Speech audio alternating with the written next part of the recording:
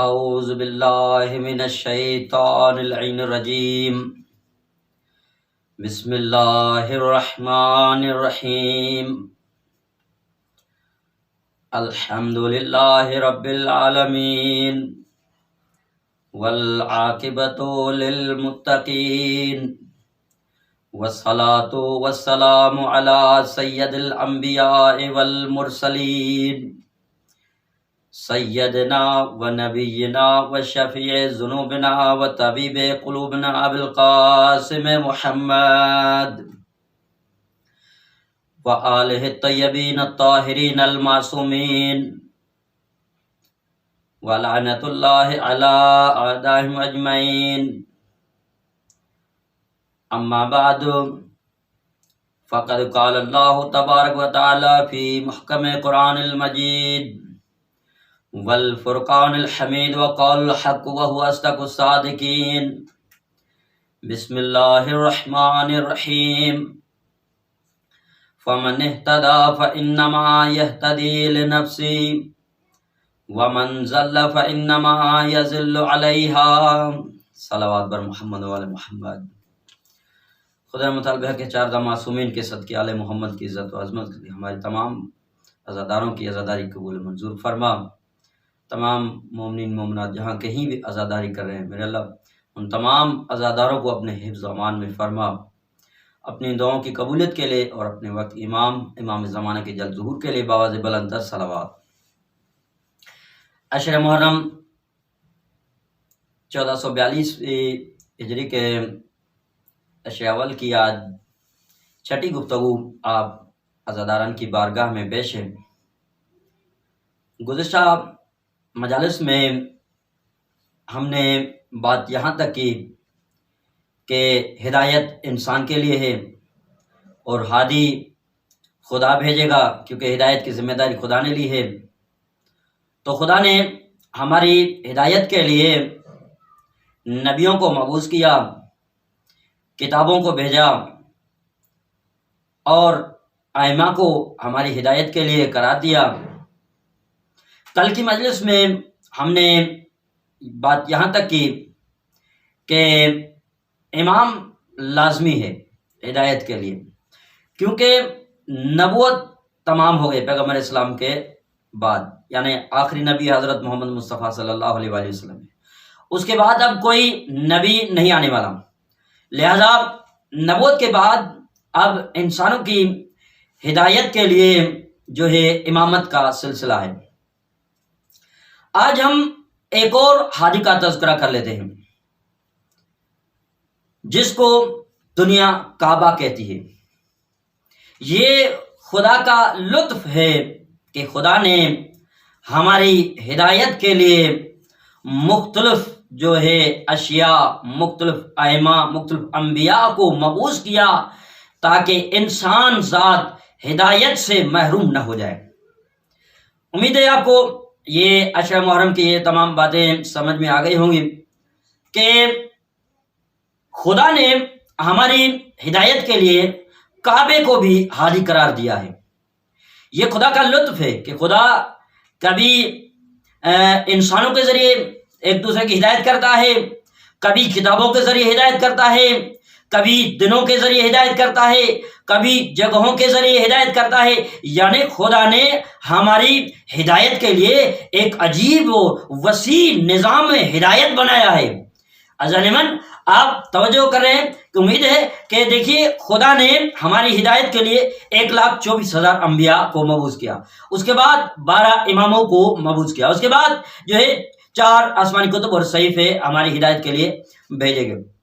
اچھا، کعبے کو بھی خدا نے جو ہے ہادی قرار دیا ہے. یہ دیکھو خدا ان جگہوں کے ذریعے، اور یہ ماہ محرم بھی چل رہا ہے، یہ ماہ محرم بھی ہدایت کا ایک ذریعہ ہے کیونکہ اس مہینے میں یزیدیت سے نکل کر حر بنتے ہیں کہ آج بھی اگر کوئی بھی یزید کے قافلے میں کوئی ہے تو آج بھی نکل کر حسین کے کاروان میں، حسین کی نجات کی کشتی میں شامل ہو جائے اور حر بن جائے. تو بس عزیزان من، پورے دنیا جہان میں آل محمد کے ماننے والے جہاں کہیں بھی تشریف فرما ہے، مولا ان تمام عزاداروں کو اپنے حفظ و امان میں فرمائے۔ وہ تمام عزادار جو ہیں آج بھی ہم عزاداری کے ذریعے دنیا کو پیغام دیتے ہیں کہ ہم حسین ابن علی کے ماننے والے، ہم یزید کے پیروکار نہیں ہے، ہم یزید کے طرف کے نہیں ہے، ہم یزید کے خلاف آواز اٹھاتے ہیں، ہم ظلمت کے خلاف آواز اٹھاتے ہیں، ہم تشدد کے خلاف آواز اٹھاتے ہیں۔ چاہے دنیا میں جو بھی ظلم کرے، جو بھی تشدد کرے، جو بھی ستم کرے، ہم اس کے خلاف جو ہے سراپا احتجاج آج بھی ہے۔ لہذا کعبہ ہدایت کرتا ہے۔ قرآن کیا کہتا ہے؟ اول بیت وضع للناس للذی ببکۃ مبارکا ھدی للعالمین۔ قرآن کہتا ہے پہلا گھر جو مکے میں بنایا گیا کیا کرتا ہے؟ اول بیت وضع للناس، انسانوں کے لیے پہلا گھر کعبے کو مکے میں بنایا گیا ہے، کسی اور جگہ نہیں ہے۔ کیوں مکے میں کعبے کو کیوں بنایا گیا؟ یہ جو جیوگراف والے ہیں، مثلا جیومیٹری جو پڑھتے ہیں تو ان کو پتا ہے کہ زمین گول ہے، زمین جو ہے گول ہے، ان کا ایک سینٹر ہوتا ہے، ہر چیز کا سینٹر نیوکلس مرکز ہوتا ہے۔ اچھا، تو اس زمین کا مرکز جو ہے، زمین کا بیچ جو ہے، چاروں طرف سے اگر ہم ناپیں گے تو وہ کعبے کی زمین ہے، یعنی کعبہ جو ہے وہ زمین کا سینٹر ہے، مرکز ہے۔ اچھا، کعبہ زمین کا مرکز ہے، کعبہ زمین کا بیچ ہے، چاروں طرف سے ہم دیکھیں گے تو کعبہ۔ اچھا، لفظ کعبہ جو ہے کعب کہتے ہیں بلندی کو، یعنی کعبے کی جگہ جو ہے بلندی کی ہے، اور کعبے کی عظمت دیکھو کہ اس کعبے کو خدا کے حکم سے 2 معصوم نبیوں نے تعمیر کیا ہے، یعنی کعبے کو کسی عام انسانوں نے تعمیر نہیں کیا ہے، بلکہ کعبے کو جو ہے 2 معصوم نبیوں نے بنایا ہے۔ اچھا، آؤ پھر قرآن کی جانب چلتے ہیں۔ قرآن کیا کہتا ہے؟ اول بیت وضع للناس، پہلا گھر مکے میں بنایا گیا ہے، کس کے لیے؟ للناس، انسانوں کے لیے، یعنی یہ کعبہ انسانوں کے لیے ہے۔ اچھا، اس کے بعد اول بیت وضع للناس للذی ببکۃ مبارکا، یہ بابرکت کعبہ ہے، کعبے کی برکت ہے۔ اب ہم سے مت پوچھو کہ جگہوں کی کوئی کیا برکت ہوتی ہے، ارے خدا نے اپنی مخصوص جگہوں کو بابرکت بنایا ہے کہ اگر کوئی ان جگہوں میں آ جائے گا تو امان پائے گا۔ یعنی یہ کیا ہے؟ اول بیت وضع للناس للذی ببکۃ مبارکا، یہ کیا ہے؟ کعبہ بابرکت ہے۔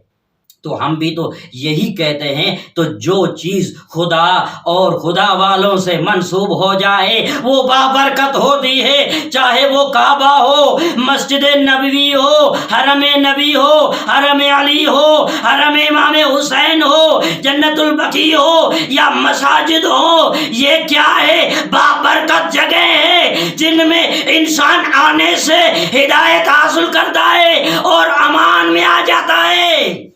یہ کیا ہے؟ بابرکت جگہ، کعبے کی جگہ جو ہے بابرکت ہے۔ اچھا، مبارکن ہدن، قرآن کہتا ہے یہ کیا ہے؟ کعبہ ہادی ہے، للعالمین، عالمین کے لیے ہادی ہے۔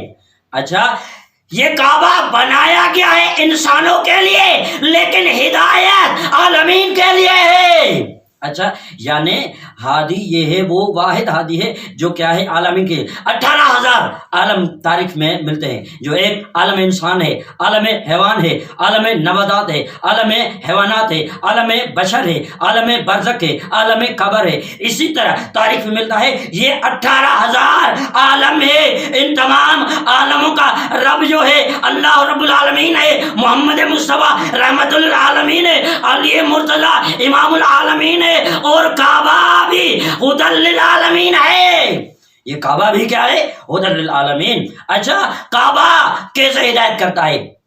کعبہ تو ایک پتھروں کا بنایا ہوا ہے، اینٹوں کا بنایا ہوا ہے۔ اب ہم آگے چلتے ہیں کہ کعبہ کیسے ہدایت کر۔ میں نے ابتدائی مجلس میں آپ کو عرض کیا تھا کہ خدا نے اپنی جگہوں کو بھی، مخصوص جگہوں کو بھی ہادی قرار دیا ہے۔ ان میں سے ایک جگہ یہ کعبہ بھی ہے، کعبہ بھی انسانوں کے لیے، عالمین کے لیے جو ہے ہادی ہے۔ اچھا، آؤ کعبے میں حج کے لیے چلتے ہیں تو دیکھتے ہیں کہ کعبہ ہم کو کیسے ہدایت کرتا ہے۔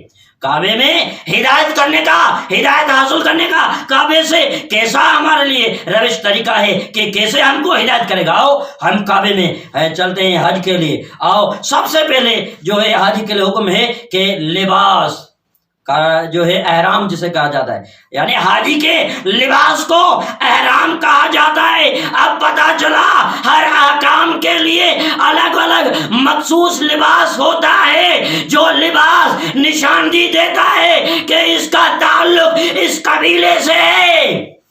اچھا، یہ کعبہ میں حج کرنے کے لیے کیا ہے یا عمرے کرنے کے لیے سب سے پہلے سفید جو ہے ہم لباس احرام باندھتے ہیں، یعنی پتہ چل گیا کہ مخصوص. تو اب ہم پر اعتراض مت کرو کہ آپ جب ماتم میں آتے ہو تو کالا لباس کیوں کہ پہنتے ہو. بھائی اب بھی یہی تو بتانا چاہتے ہیں، جس طرح ہر عبادت کے لیے، ہر کام کے لیے، ہر ادارے کے لیے مخصوص ڈریس ہوتی ہے، اسی طرح ہم بھی جلوسوں میں، عزاداری میں یہ کالا لباس پہن کر یہ ثابت کرتے ہیں کہ ہمارا تعلق عزاداروں سے ہے. ہم عزاداری کر رہے ہیں. وہ کیوں عزاداری کر رہے ہیں؟ اس کا سبب کیا ہے؟ کیوں عزاداری کر رہے ہیں؟ اس لیے کہ ہم بھی ظلم کے خلاف آواز اٹھاتے ہیں. اچھا، کعبہ جو ہے شبیہ ہے. کعبہ ہماری بحث چل رہی کعبہ ہادی ہے. ہدایت کیسے کرتا ہے؟ ہماری جو اشرا کی موضوع جو ہے معرفت ہادی اور حقیقت ہدایت. ہم جانتے ہیں کہ ہادی کون کون ہے اور ہدایت کیا چیز ہے. اچھا، تو ان میں سے کعبہ بھی ہمارے لیے ہادی ہے. تو کعبہ کیسے ہدایت کرتا ہے؟ آئیے کعبے کی جانب جب ہم بڑھتے ہیں دیکھتے ہیں کہ کعبہ جو زمین کے سینٹر میں، زمین کے بیچ میں، لیکن تاریخ کے اوراق ہم پلٹاتے ہیں دیکھتے ہیں کہ یہ کعبہ شبیہ ہے. کس کی؟ بیت المعمور، جو پہلا گھر جو وہاں جو فرشتوں کا گھر ہے، جو عبادت گاہ ہے، جو فرشتوں کا جو قبلہ ہے وہ اصل ہے، اس کی شبیہ یہ کعبہ ہے. یعنی یہ کعبہ امن کی جگہ ہے، یہ کعبہ ہدایت کی جگہ ہے، یہ کعبہ عالمین کے لیے ہدایت کرتا ہے. اچھا، تو آئیے آگے بڑھتے ہیں کہ یہ کعبہ شبیہ ہے. اب پتہ چلا کہ شبیہ بنانا خدا کا کام ہے اور شبیہ کو دیکھنا مسلمانوں کا کام ہے. شبیہ کا انکار کرنا کافروں کا کام ہے. جو کافر ہے وہ کعبے کا انکار کرتے ہیں. کعبہ شبیہ ہے اور یہ اچھا اس کے بعد جو ہے کعبے کے ارد گرد جو ہے ایک لباس ہے جس کو غلاف کہا جاتا ہے. غلاف ہے کعبہ. اچھا، وہ کس رنگ کا ہے؟ میں آج اس چھٹی مجلس میں ناچیز بندے حیدری اس قوم المقدس کی سرزمین سے یہ تمام عالم انسان سے، عالم اسلام سے پوچھنا چاہوں گا کہ کعبے کا غلاف کا رنگ کون سا ہے؟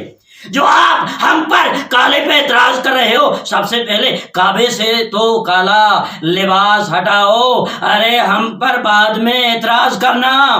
کعبے کا جو غلاف ہے وہ کالا ہے. بھائی یہ کیا ہے؟ یہ غلاف بھی شبیہ ہے. یعنی اس وقت جناب ابراہیم کے زمانے میں یہ غلاف کیوں لگایا گیا؟ ابراہیم علیہ السلام کے زمانے میں یہ کعبے کو غلاف گیا. یہ تاریخ گواہ ہے کہ اس زمانے میں جب کعبہ بنایا گیا لوگ آتے تھے طواف کرنے کے لیے، حج کرنے کے لیے آتے تھے. تو ایک مرتبہ ایک کاروان آیا اور عمرے کے لیے آیا، اور جب کعبے کا طواف کعبے کی جگہ کے بجائے کسی اور کی جگہ پر طواف کر کے وہ کاروان باہر کے ملک کا تھا وہ چلا گیا. اچھا، جب جناب ابراہیم کو پتا چلا کہ یہ کعبے آیا تھا لشکر فلاں شہر سے، فلاں علاقے سے ایک لشکر آیا تھا، کاروان آیا تھا حاجیوں کا، جو کعبے کے بجائے کسی اور جگہ کا طواف کر کے گیا ہے، تو جناب ابراہیم پریشان ہوا. تو اب کیا کروں، کیسے اس کے؟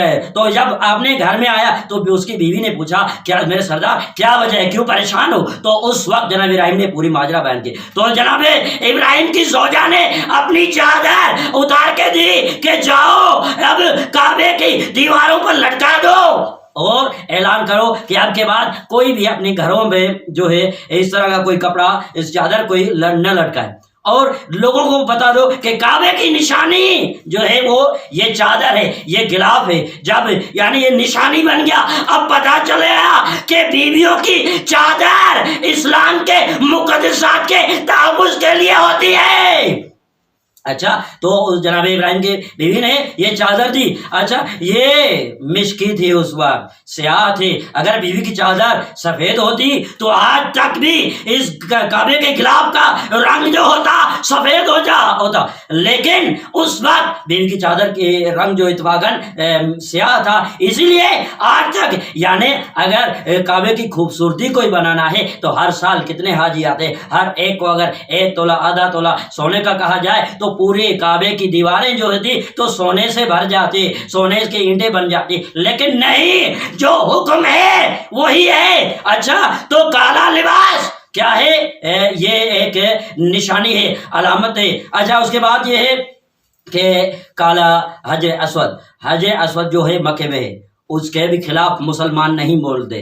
کعبے کا رنگ, گلاب کا رنگ جو ہے وہ بھی کالا ہے, اس کے خلاف مسلمان نہیں بولتے. اگر بولتے ہیں تو ہم شیعہ حیدر کرار تک کو بولتے ہیں کہ بھئی آپ کیوں کالا لباس پہنتے ہو. بھئی یاد رکھو ہم احتجاج کرتے ہیں, ہم ظلمت کے خلاف احتجاج کرتے ہیں, ہم یزیدیت کے خلاف احتجاج کرتے ہیں, ہم سامراجیت کے خلاف احتجاج کرتے ہیں, ہم ہر اس ظالم کے خلاف احتجاج کرتے ہیں جو چاہے حکمران ہو, چاہے حکومت پہ ہو یا حکومت پہ نہ بھی ہو, تب بھی ہم ظالم کے خلاف احتجاج کرتے ہیں. ارے اگر ہمارا یہ کالا لباس غلط ہوتا تو سب سے پہلے آپ بھی, جب آپ سے ناانصافی کی جاتی ہے تو آپ بھی تو قومی اسمبلی میں, صوبائی اسمبلی میں کالی پٹیاں باندھ کر آتے ہو. اس وقت تو آپ کا نکاح نہیں ٹوٹتا, اس وقت تو مولوی صاحب خود بھی کالی پٹی اپنی باہوں میں باندھ کر آتا ہے. اس وقت فتویٰ حرام نہیں دیتا,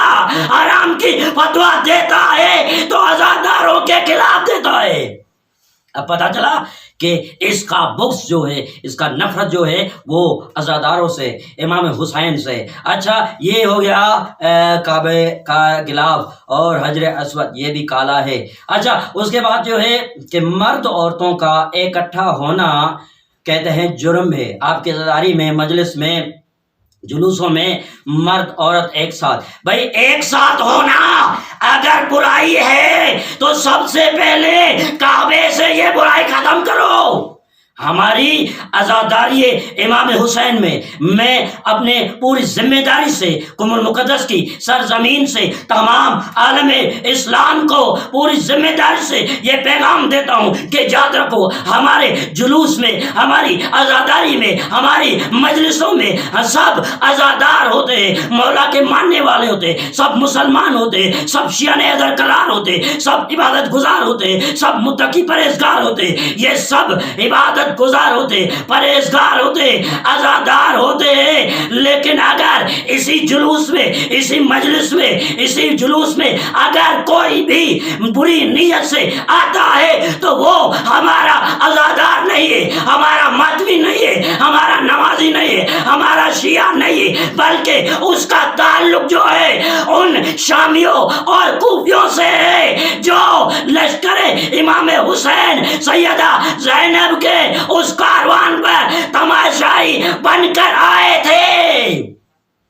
جو یہ ہمارے اس عزاداری میں, جلوس میں سب عزادار ہوتے ہیں, سب مومن ہوتے ہیں, سب محب اہل بیت ہوتے ہیں. لیکن اگر کوئی بری نیت سے آتا ہے, چاہے کوئی بھی ہو, چاہے اس کا کچھ کسی قبیلے سے تعلق ہو, چاہے کوئی بھی ہو, اگر بری نیت سے آتا ہے تو وہ ہمارا شیعہ نہیں ہے, وہ ہمارا عزادار نہیں ہے, وہ ہمارا ماتمی نہیں ہے, وہ مولا کا محب نہیں ہے, وہ مسلمان نہیں ہے. کیوں؟ اس کا تعلق جو ہے ان تماشائیوں سے ہے جو دربار میں, بازار میں سادات کا تماشا دیکھنے آئے تھے, ان کا تعلق ان سے ہے. تو بس عزیزو, آج ہماری ان عزاداری کے جلوس میں آپ دیکھتے ہو کہ ہماری عزاداری کے جلوس میں عزادار ہوتے ہیں, مرد ہوتے ہیں, خواتین ہوتے ہیں, چھوٹے بچے ہوتے ہیں, چھوٹیاں بچیاں ہوتی ہیں, جو یہ پیغام دیتی ہے کہ ہمارا تعلق حسین ابن علی سے ہے, یزید ابن معاویہ سے نہیں ہے. صلوات بر محمد و آل محمد. تو بس عزاداران مظلوم کربلا. اچھا تو یہ بات طے ہوگی کہ ایک ساتھ ہونا جو ہے جرم نہیں ہے۔ یہ کعبے میں بھی مرد عورت ایک ساتھ طواف کرتے ہیں، اسی طرح ہم بھی ایک ساتھ ہو کر مجلس میں جلوسوں میں عزاداری کرتے ہیں۔ اور جو بری نیت سے آتا ہے تو وہ ہمارا شیعہ نہیں ہے، بلکہ وہ یزیدی ہے، وہ شامی ہے، وہ تماشائی ہے، وہ کوفی ہے، جن کا تعلق یزید سے ہے، جن کا تعلق شمر سے ہے، جن کا تعلق ان ملعونوں سے ہے جو سادات کا تماشا دیکھنے آئے تھے۔ اچھا، اس کے بعد جو ہے کعبے میں ایک اور چیز ہے کہ آب زمزم، اس میں مکے میں جو ہے آب زمزم، یہ زمزم پانی ہے، چشمہ ہے، ایک معصوم نبی کی جان کے دفاع بچا کے لیے جو ہے یہ چشمہ پھوٹا، یعنی اس کی ماں اگر ایک نبی کی دفاع کے لیے 7 مرتبہ چکر لگائے تو یہ اسلام میں واجب رکن ہو گیا۔ ارے کل نبیوں کی محنت بچانے کے لیے سیدہ زینب اور اس کے دوسرے جو بیویاں ہیں، اگر تمام انبیاء کی محنت بچانے نکلے تو وہ حرام کیسے ہو جائے گا؟ بس یہ بغض حسین ہے جس کی بدولت یہ آج کا مسلمان جو ہے فتویٰ لگاتا ہے۔ وہاں بی بی ہاجرہ نے یہ کیا ہے 7 چکر لگائے تو خدا نے اس کو حج کا رکن قرار دیا ہے، اور جناب اسماعیل نے اپنے پاؤں کو زمین سے رگڑا تو اس میں پانی پھوٹا جس کو آب زمزم کہتے۔ یہ پانی آج کل مسلمان بڑے احترام سے پیتے، واقعی اس پانی کی عظمت ہے، اس پانی کو پیو تو کھڑے ہو کر پیو، اس پانی کا احترام ہے، اس پانی کے یعنی شفا ہے اس پانی میں، بے شک ہم بھی مانتے ہیں یہ ایک نبی کی جان بچانے کے لیے یہ پانی کا چشمہ پھوٹا تھا۔ اچھا، اسی طرح ہم بھی تو تمام یہ سبیل لگاتے، امام حسین کی سبیل، امام حسین شاہ علی اصغر کی یاد میں ہم سبیل لگاتے ہیں تاکہ لوگوں کو یہ دیکھ کر کربلا کا منظر یاد آ جائے۔ تو بس عزیزان من، یہ کیا ہے ہماری سبیلیں، عجیب منظر ہے۔ وہ لوگ کہتے ہیں بھائی وہ روایات حدیث سناتے، لوگوں کو پانی پلانا بڑا ثواب ہے، لوگوں کو پانی پلانا بڑا ثواب ہے، لیکن جب وہی پانی پر سبیلیں امام حسین آتی ہے تو اس کے خلاف آواز اٹھا دے، اس سبیل کے خلاف آواز اٹھائے۔ سبیلے کے جو ہے آپ دیکھتے ہیں مختلف شہروں میں سبیلوں کے خلاف آواز اٹھائے جاتے ہیں، سبیلوں کے جو ہے مثلا ڈرم گرائے جاتے ہیں، ان پر حملے کیے جاتے ہیں۔ یہ کیوں؟ تاکہ لوگوں کو حسین یاد آ جاتا ہے۔ یہ سبیل اس لیے ہم لگاتے ہیں کہ لوگوں کو حسین یاد آ جائے، یہ آ کر ان سبیلوں کے خلاف جو ہے اعتراض کرتے ہیں اور ان کے خلاف آواز اٹھاتے۔ اچھا، اسی طرح آج کل دیکھتے ہیں ہم معاشرے میں کہ لوگ کہتے ہیں بھائی نوحہ عزاداری کے جلوس جو ہے، میں ٹنڈولیر سائڈ ایک جگہ اشرے پر تھا تو ایک نوجوان جو چنگی رکشہ چلاتا تھا، اس نوجوان نے کہا، وہ پریشان بیٹھا تھا، میں نے کیا بات ہے بھائی جان؟ کہا کہ آج میرا رکشہ جو ہے وہ چھین لیا ہے۔ میں نے کہا کیا سبب ہے؟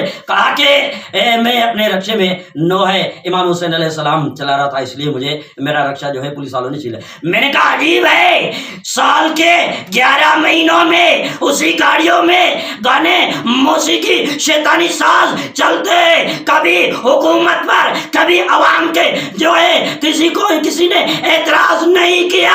اگر اعتراض ہے تو عزاداری امام حسین پر اعتراض ہے۔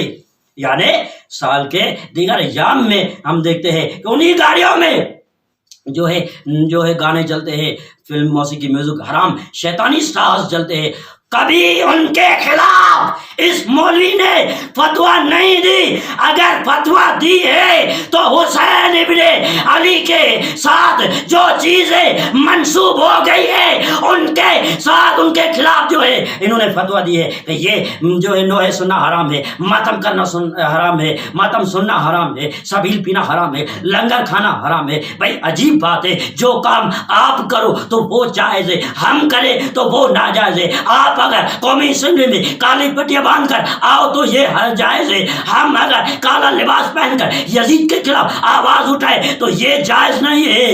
تو یہ کس طرح کی، آپ اگر جو کام کرو تو وہ آپ کے لیے جائز ہے، ہم اگر وہی کام اسلام کے نقطہ نگاہ سے کریں، اسلام کے شریعت کے عین مطابق کریں تو وہ ہمارے لیے حرام کیسے ہو جاتا ہے؟ اچھا، اس کے بعد جو ہے ایک اور چیز احکام میں ہے کعبے میں کہ 3 جمروں جو ہے پتھر ہے، ان پر پتھر ساتھ جو ہے کنکریاں پھینکنی پڑتی، یعنی اسلام میں اقرار بھی ہے اور انکار بھی ہے۔ اچھا، وہ کیسے؟ یعنی ہم کلمے میں ہی، جس کو ہم تولا اور تبرہ کہتے ہیں، کلمے میں ہم کہتے ہیں لا الہ، کوئی خدا نہیں ہے، کوئی پروردگار نہیں ہے، کوئی جھوٹا خدا نہیں ہے الا اللہ، سوائے میرے سچے خدا کے جو وحدہ لا شریک ہے، وہ رب العالمین ہے، وہ رازق العالمین ہے، جو تمام عالمین کا پروردگار ہے۔ تو اچھا یہ اسی طرح حج میں بھی آ کر ہم شیطان پر پتھری لگاتے، کیوں کہ اس نے وہ جگہ وہ ہیں جن جگہوں پر شیطان کھڑے ہو کر جناب ابراہیم پر کنکریاں مارتے تھے۔ تو ہم بھی تو یہی کہتے ہیں کہ جو بھی نبی کا دشمن ہو، جو بھی نبی کا دشمن ہو، جو بھی خدا کے نمائندے کا دشمن ہو، ان پر لعنتیں کرنا عین عبادت ہے۔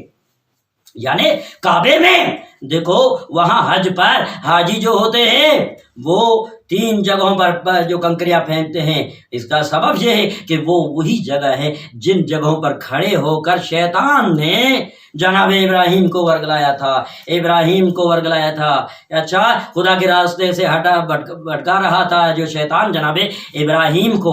اچھا اسی لیے تو ہم بھی کہتے ہیں کہ جو بھی نبی کا دشمن ہے چاہے جو بھی ہو، اس سے ہماری بحث نہیں ہے کہ کون کون نبی کا دشمن ہے، کس کس نے نبی کو قلم و دوات نہیں دیا، کس کس نے نبی کے ساتھ ہیزیان کی نسبت دی ہے، کس کس نے نبی کے اوپر جو ہے ہیزیان کی نسبت دی ہے، کس کس نے نبی کے شان میں گستاخی کی ہے، کس کس نے نبی کے سامنے بلند آواز سے بات کی ہے، کون کون نبی کے گھر میں بغیر اجازت آیا ہے۔ قرآن کہتا ہے کہ جب نبی کے گھر میں داخل ہو تو اجازت لے کر داخل ہو۔ اب ہماری بحث نہیں رہی ہے کون کون نبی کے گھر میں بغیر اجازت داخل ہوا ہے۔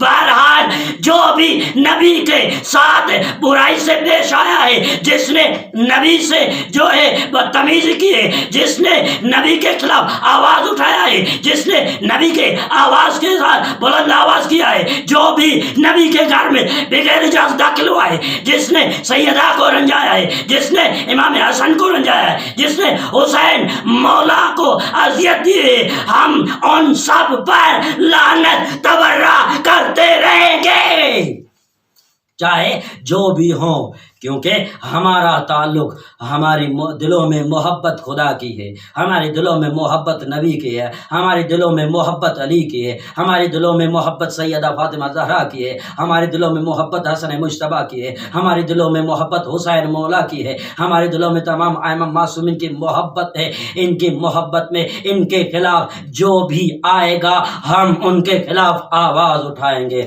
صلوات بر محمد و آل محمد۔ اچھا آخری بات جو ہے قربانی ہوتی ہے کعبے میں، یہ قربانی جو ہے اس نبی کی یاد میں جناب ابراہیم نے جو ہے جناب اسماعیل کو ذبح کیا خدا کے حکم سے۔ اچھا تو یہ جناب اسماعیل کی جگہ پر ایک دمبا آ گیا، تو اس وقت جب دمبا آیا تو جناب ابراہیم جب چھری پھیر رہے تھے آنکھوں پر پٹی باندھی ہوئی تھی۔ اچھا جناب ابراہیم چھری پھیر ہی رہے تھے تو جناب اسماعیل بچ گیا اور خدا کے حکم سے ایک دمبا آ گیا۔ تو آج تک یہ حاجی، یہ مسلمان جو ہے آج تک اسی جناب ابراہیم اسماعیل کی یاد میں قربانی مناتے آتے ہیں، کیونکہ یہ گزشتہ مہینہ جو تھا قربانی کا مہینہ تھا۔ بھائی آپ حیوان نبی کی یاد میں اگر دمبا، بکرا یا کوئی اور جانور جو حلال جانور ہو آپ سجاؤ تو آپ کے لیے جائز ہے۔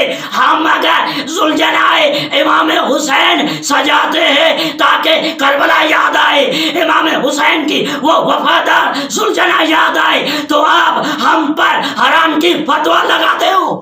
یعنی ہم اگر وہی کام کریں تو حرام ہے، آپ اگر وہی کام کرو تو وہ حرام جائز کیسے ہو جاتا ہے؟ تو بس ظالمان یہ قربانی ایسا، اسی طرح ہم بھی اسی قربانی کو الحمدللہ ہم شیعہ نظر قرار بھی مناتے ہیں، ہم بھی قربانی کرتے ہیں، ہم ابراہیم علیہ السلام کی یاد کو تازہ کرتے ہیں، کیونکہ ہم ہی تو نبیوں کے احکام کو بجانے والے ہیں، ہم نبیوں کے پیغام کو آگے بڑھانے والے، ہم خدا کے نمائندوں کے پیغام کو آگے بڑھانے والے، ہم مدافع پیغمبر اسلام میں، ہم پیغمبر اسلام کے تمام پیغاموں کو عام کرنے والے۔ تو بس ظالمان آج بھی ہم اگر یہ عزاداری کرتے ہیں امام حسین کی یاد میں ہم اگر نیاز کرتے ہیں، لنگر کرتے ہیں، اگر سبیل کرتے ہیں تو بس یہی امام حسین کی یاد میں۔ حسین کون؟ وہ جس نے دین کو اپنا خون پلایا۔ حسین کون؟ جس نے دین کا دفاع کیا۔ حسین کون؟ وہ جس نے دین کے دفاع کے خاطر اپنی جان قربان کی ہے، اپنا مال قربان کیا ہے، اپنے اولاد کو قربان کیا ہے، اپنے اصحاب کو قربان کیا ہے۔ تو وہ حسین ہے۔ ہم اس حسین کے، ہم کربلا والے حسین کی یاد میں ہم سڑکوں پر نکل آتے ہیں۔ تو بس عزاداران مظلوم کربلا، ہم یہ عزاداری کرتے رہیں گے، ہم اسی کی یاد میں یہ عزاداری کرتے ہیں۔ مسلمان پوچھتے ہیں آپ روتے کیوں ہو؟ عزادارو، کاش مسلمان کوئی تاریخ کا کتاب پڑھ لے تو کبھی بھی یہ اعتراض نہیں کرتا۔ امام حسین وہ عظیم ذات ہے جس نے دین کا دفاع کیا ہے۔ عزادارو، آج 6 محرم ہے اور میں چاہتا ہوں آج اس کربلا کے ننھے سپاہی کے مصائب کے چند جملے پڑھوں جس کے بارے میں امام زمانہ فرماتے ہیں، میرا سلام ہو اس کربلا کے چھوٹے سپاہی پر جس کا گردن تو چھوٹا تھا لیکن تیر کا نوک جو بڑا تھا۔ ہاں عزادارو، روایت میں ملتا ہے شہر علی اصغر پر وہ تیر چلایا گیا جو اس زمانے میں شکاری حیوان کو، جانور کو شکار کرنے کے لیے استعمال کرتے تھے۔ عزادارو، شب عاشور ہر بیوی اپنے اپنے جوان بیٹے کو تیار کر رہی تھی۔ جناب فروا جناب قاسم کو تیار کر رہی تھی، وہ کہہ رہی تھی کل صبح سب سے پہلے تیری لاش آنی چاہیے ورنہ دودھ نہیں بخشوں گی۔ جناب لیلا جناب علی اکبر کو تیار کر رہی تھی۔ عزادارو، ایک خیمہ وہ بھی آیا جس میں ایک ماں ہے اور رو رہی ہے، ہر بیوی کے پاس جوان ہے جو کل بیوی اس اپنے جوان کو بھیجے گی مقتل میں اور جوان شہید ہوگا حسین مولا کی جان کے خاطر۔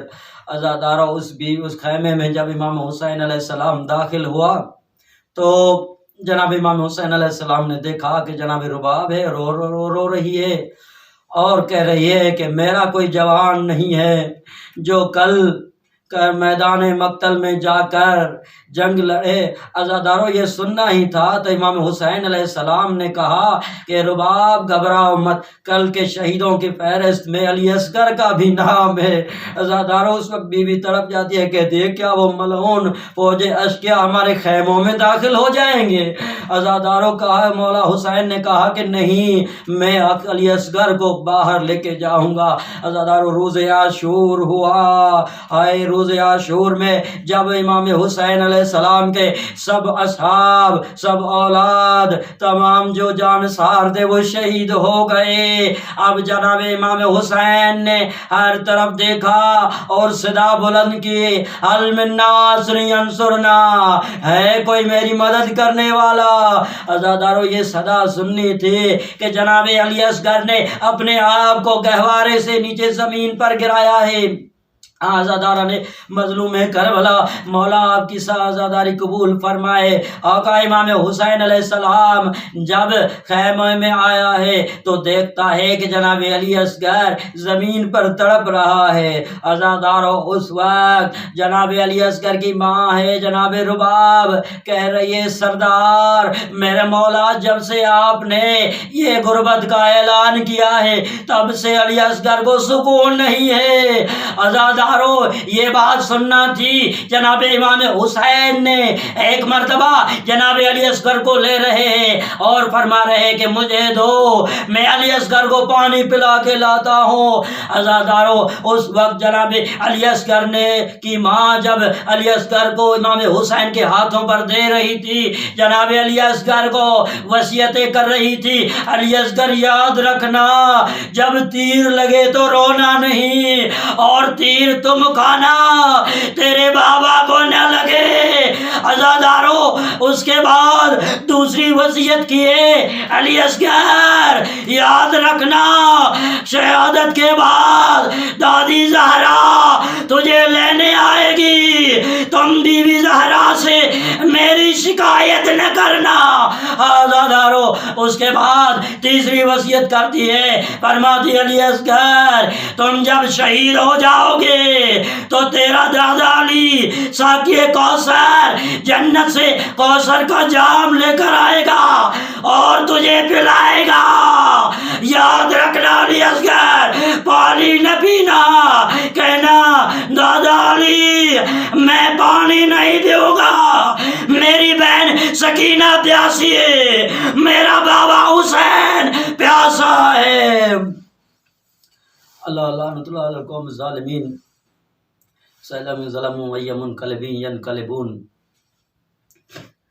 خدا بہ کے چاردہ معصومین کے صدقے آل محمد کی عزت و عظمت کے صدقے تمام عزاداروں کو اپنے حفظ و امان میں فرما، دشمنان اسلام دشمنان تشیع کو نیست و نابود فرما، دشمنوں کی تمام سازشوں کو ناکام فرما، تمام عزاداروں کی حفاظت فرما۔ تمام عزادار جو جس انداز سے، کوئی عزادار ہے، کوئی نوے خان ہے، کوئی ماتمی ہے، کوئی شاعر ہے، کوئی عالم ہے، کوئی ذاکر ہے، کوئی متولی ہے، جو جس انداز سے آل محمد کی بارگاہ میں خلوص نیک عمل پیش کرم، تمام کا وہ نیک عمل اپنی بارگاہ میں قبول منظور فرما۔ اللہم صلی اللہ